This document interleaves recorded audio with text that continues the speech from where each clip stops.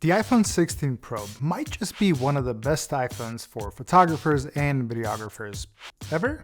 Look, this iPhone isn't finished. It's still missing a bunch of AI features. Even the camera control button isn't fully functional yet. But if you're in it just for photos and videos, there is a lot to love here. The iPhone does this by giving you more choices than ever before.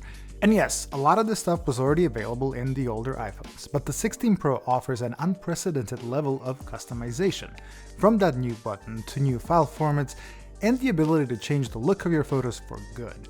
It's the kind of stuff you can nerd out on and dial into your own perfect precise settings, but also it's the kind of stuff that you can get lost in after falling down a rabbit hole, and it is a lot.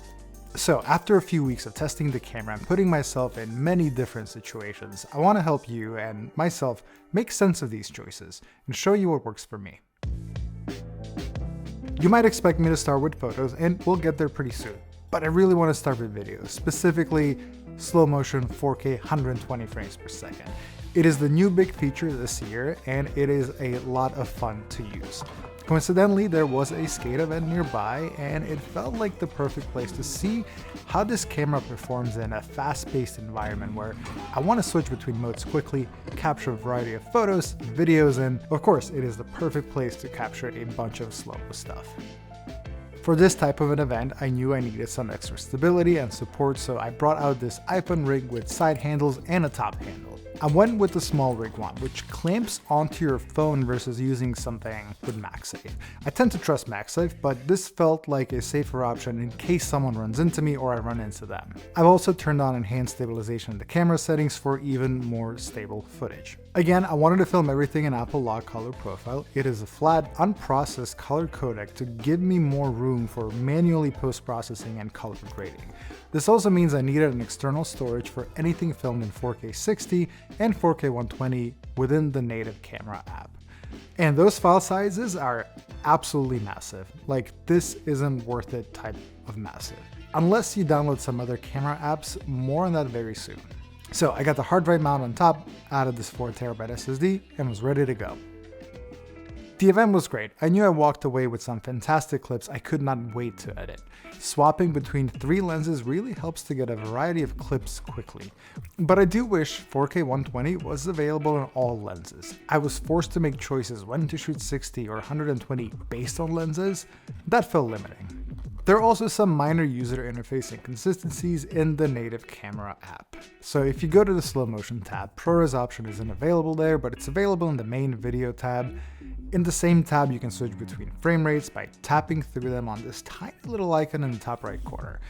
But if you miss your desired frame rate setting, you have to cycle through them all over again. And if you're not using a hard drive, you're constantly met with warning messages when cycling through your option. It also felt like I had to triple check each time that I haven't accidentally changed any other settings too. Third-party apps like Blackmagic and Kino and Moment have better interfaces that are more streamlined for my type of work. Unfortunately, at the time of this event, not all of those apps had 4K 120 frames per second support. So for now, I just used the native app and burned through my storage pretty quickly. And I know what you're thinking, like, dude, I'm not building out this rig. That's not how people use phones. You're right, let's ditch the rig for now and just use the phone while walking around San Francisco and New York City and see how to get the best possible videos out of this phone. Since we're ditching that rig, I'd strongly recommend investing into some of those third-party apps. Those apps will enable you to film in Apple Log, but in smaller formats like ProRes LT or HEVC. Using those formats means we don't have to film straight to an SSD drive, but directly to the iPhone. So these are lower quality, but I promise you will not notice a massive difference. The point here is that we want to get rid of Apple processing and make these videos feel a bit more of your own. There are a bunch of apps out there right now, but Kino was my favorite since it has some nice LUTs or color grades to choose from that you can apply directly in the app. I find Apple's default processing just a bit too crunchy, over sharpened, contrasty, and too saturated, especially when filming in HDR, which I wasn't. This whole video is just SDR. One other thing you miss out on when filming in ProRes Apple Log is Apple's noise reduction, which, although aggressive, is sometimes necessary. So for example, some low light clips look much cleaner straight out of the camera, even if they lack some clarity and detail. Without that noise reduction, the grain is very noticeable, especially with the ultrawide and the telephoto lenses. I did bring the rig one more time for our visit to the California Academy of Sciences. It allowed me to mount two phones together side by side so you can see the differences more clearly here between standard and Apple Log. Also, this place is amazing, so here's some footage of butterflies in slow motion, some cool fish, and a cool looking albino alligator. And actually, filming in Log here helped me to adjust colors more accurately.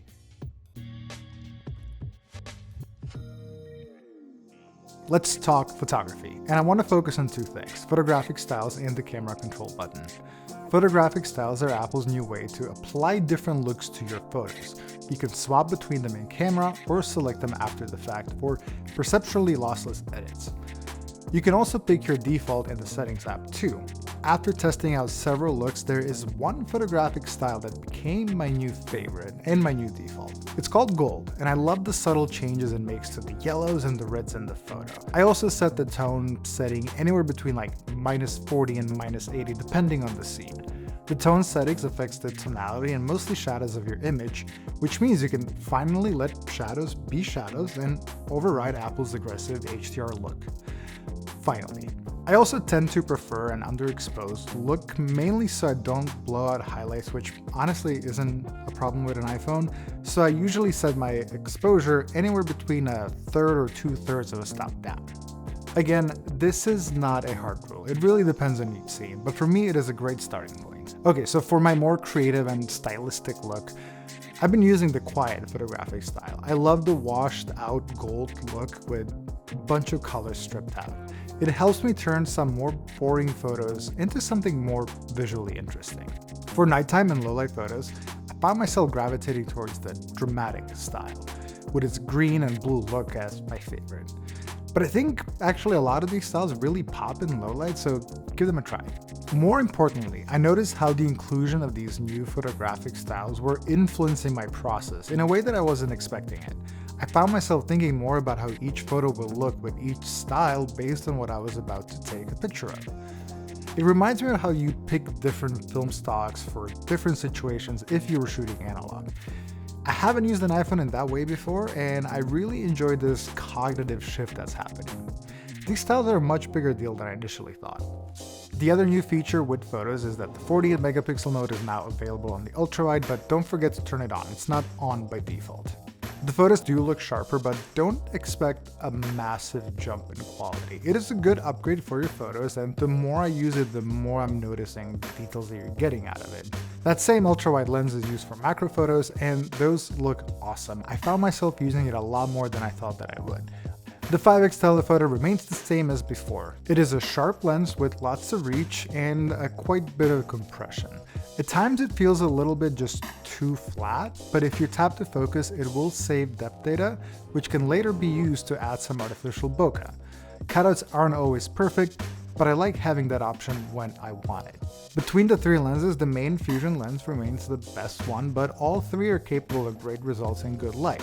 And now it can be perceptually losslessly edited for even better looking photos. I only wish we could also control a few other things, mainly sharpness. I often find that all iPhone photos just are a bit over sharpened. For those who want to avoid that look, you can always shoot in RAW, which now supports a much smaller and lossless JPEG XL file format. I know a lot of people are excited about that.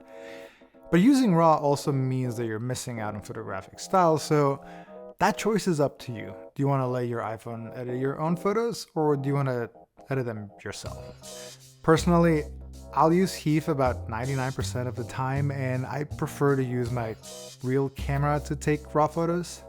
Smaller file sizes and built-in options are more than enough for what I want out of the phone. But the option is nice to have for the rare occasion when I decided to take RAW photos with my phone instead.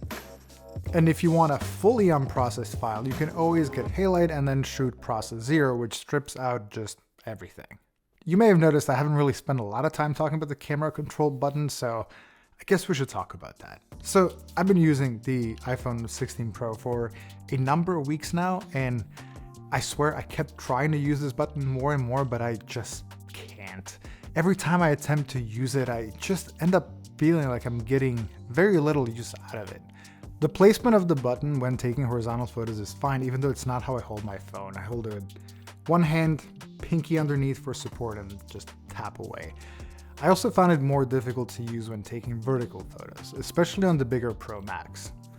I also found that the shutter is way too stiff, and changing settings on it is just cumbersome and takes forever.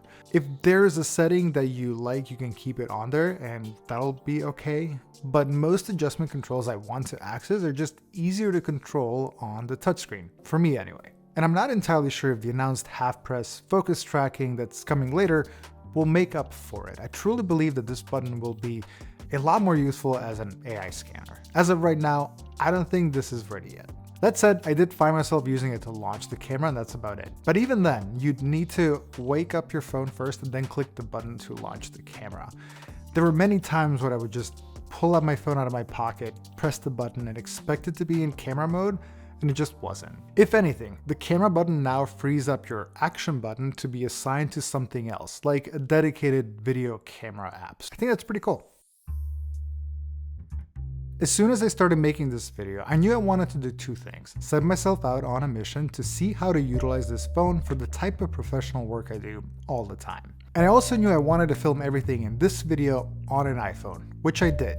Not a single frame in this video came from a different camera. Even this Verge product B-roll and this 2 camera section that you're looking at right now, all filmed on an iPhone. But this part, it was a nightmare to set up.